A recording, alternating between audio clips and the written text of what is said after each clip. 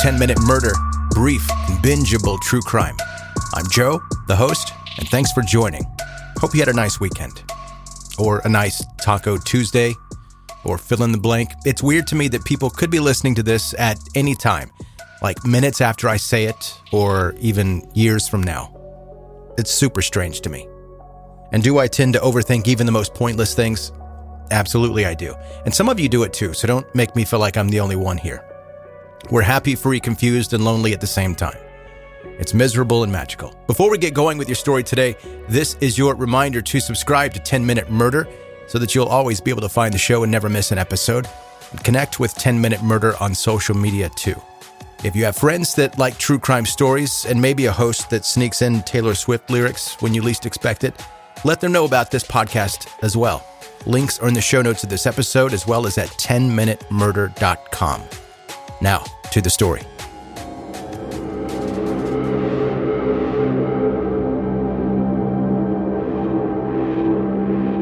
So many serial killers' backstories begin with a bizarre childhood, and Earle Nelson's was no exception. Earle's grandmother, who raised him after his parents died from syphilis in 1899, was deeply concerned when he started behaving strangely after hitting his head when he fell off of a bike. He'd always been a morbid and depressed child, leading to him being expelled from school at the age of 7. But after the bike accident left him unconscious for almost a week, he seemed like a completely different child. He woke up from his coma with memory loss, crippling headaches, and unpredictable behavior, which never went away. Earle's behavior got worse and worse as he grew older. He was having conversations with people who weren't there, spying on his female relatives in the nude, and manically quoting passages from the Bible. In his teenage years, he continued to spiral, spending a lot of time drunk and visiting brothels. Even as a young teen, Earle was also incredibly strong, to the point where he had a reputation for picking up heavy weights using only his teeth. Earle's crimes began small, with breaking and entering. He developed a pattern of joining different military branches and then deserting a month or so later. And after his absurd behavior was noticed on one of these stints, he was committed to a mental hospital. His psychologist noted that Earle was experiencing constant delusions and paranoia, but didn't seem like that he was being violent in any way, didn't see that potential in him. After Earle escaped from the mental hospital several times, he was discharged from both the Navy and the hospital, only to end up marrying a 60-year-old woman, Mary Martin, who he met while he was working at a hospital as a janitor under a fake name. Their marriage was not a happy one, with Earle continuing to suffer from delusions, fits of rage, and then became increasingly aggressive towards Mary. After Earle got more violent, Mary left him. It was 1921 when Earle made his first attempt at a more serious crime. Pretending that he was a plumber, he broke into a local residence with the intention of molesting a 12-year-old girl named Mary Summers. However, Mary was able to escape and scream for help. Earle fled the scene, but was captured and transferred back to the same mental hospital. He was discharged 4 years later, and his time in the hospital didn't seem to have curbed his appetite for violence. And again, under a fake name, Earle posed as a tenant wanting to stay at a boarding house of a 60-year-old landlady, Clara Newman. He strangled Clara to death, committed necrophilia with her corpse, and then hid her body in an empty apartment in the building.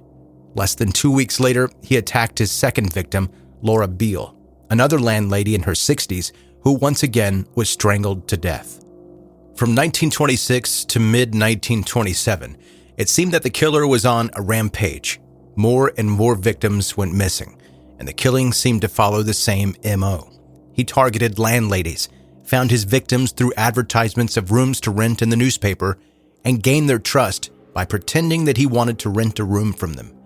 It's likely that Earle's obsession with the Bible made his victims more likely to trust him, thinking that he was a studious Christian man. Once his victims let their guard down, Earle would then murder them, usually by strangling them to death. Sometimes he committed necrophilia after their death, but other times he seemed content just to kill them. The body would usually be hidden underneath a bed, but in some attacks, behind a furnace or in a closet. It was the greatest betrayal of trust, being invited into someone's home and then brutally attacking them and taking their life. The public was panicked about the idea of there being a killer on the loose, and landladies were urged to avoid advertising rooms for sale or even meeting with strangers alone. With this pattern of landladies being strangled to death becoming more and more obvious as Earle's victim count rose, the police soon realized they were dealing with the serial offender, but they didn't know who. Witness reports described seeing a dark, muscular man with exceptionally long arms and big hands lurking around the area of the crimes.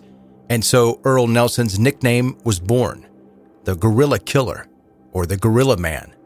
As well as the violent nature of the attacks, the most terrifying about the Gorilla Killer was how frequently he killed, murdering as often as once every 3 weeks. The frequency increased at the end of Earle's killing spree, with his last victim, a landlady named Emily Patterson, being the 5th murder that Earle committed in less than 2 weeks. Earle's killing spree finally came to an end after he was identified by a jeweler as a man who had come into a shop to sell a wedding ring, which turned out to belong to Earle's final victim, Emily Patterson. When the police gave Earle Nelson's description to the barber next door, the barber reported that he had given a haircut to Earle on the day that Emily Patterson was killed, and he had noticed bloody scratch marks on the man's scalp during the haircut. All boarding houses in the area were searched by police. A search of Miss August Hill's guest house, where Earle had recently slept, unearthed a grisly discovery. Stashed under the bed in Earle's room, there was a mutilated, naked corpse. The body was identified as Lola Cohen, a 14-year-old girl who had gone missing 4 days earlier. It was clear to the police that after killing Lola and mutilating her body much more viciously than the bodies of his other victims, Earle had then spent the night sleeping above Lola's corpse. After her body was found, the search for Earle Nelson became urgent. Canadian police believed that the Gorilla Killer had fled to America and sent his description to all police stations in the U.S. The descriptions led to the arrest of a man going by the name of Mike Mowski on the 14th of June. But after one night in jail, Mike Mowski escaped. 2 days later, another arrest was made, a man who fit the description of Earle Nelson, but told police his name was Virgil Wilson. Once again, Virgil Wilson managed to make an escape.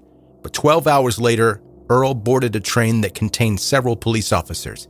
They immediately recognized him, and he was arrested less than a day after escaping jail the last time. Despite having his fingerprints and photographs taken, Earle continued insisting that he wasn't Earle Nelson. He was Virgil Wilson. Not only did his fingerprints prove that he was lying about his identity, they also matched the fingerprints found at the crime scenes, and the measurements of his teeth were a match to bite marks that had been found on the Gorilla Killer's victims. The bizarre behavior that Earle had shown during his entire life continued while he was under arrest. For a while, he admitted that he was the killer, saying, quote, "I only do my lady killings on Saturday nights." Then he backpedaled and insisted that he was completely innocent. Earle Nelson's trial, where he was charged for the murders of Lola Cohen and Emily Patterson, as well as burglary and attempted molestation, took place on the 1st of November 1927. As well as more than 60 other testimonies from witnesses, his ex-wife, Mary Martin, was willing to testify against him. She didn't hold back, telling the courts that Earle was absolutely insane. The judge took less than an hour to make the decision. Earle Nelson was guilty of murder and sentenced to death. Despite Earle's history of head injury and multiple witness reports of him talking to himself and suffering delusions, an appeal of his death sentence on the grounds of insanity was rejected. The psychiatrist who had assessed him 5 times before his trial testified in court, saying, quote, "I didn't find any evidence that, to me, would constitute insanity." Whether Earle was truly insane, suffering the effects of a serious brain injury, or simply pretended to be mad is still unknown. Until the day of his execution, Earle continued to claim that he was innocent of the 22 murders that he's believed to have committed, 21 women and 1 infant. On the 13th of January 1928, he was hanged after saying his final words, "I forgive those who have wronged me."